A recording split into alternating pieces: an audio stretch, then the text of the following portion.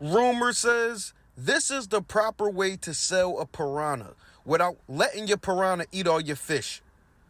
Did y'all know this?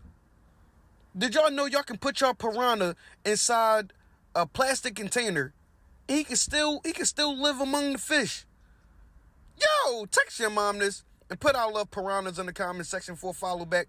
Top comment, get a follow back. I can't believe this. At the end of the day, I don't think I want a piranha in my fish tank if he gotta live in a plastic bowl though. Chat box, am I right? Wouldn't y'all give your piranha his own little fish tank? But then he gonna be lonely. So he might just start trying to eat himself.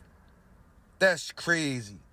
Click the link in the bio and get a cameo. I lowered all my prices for the piranhas. This is the life of a piranha, y'all. You can't even be amongst your friends. Because you might just go ham and eat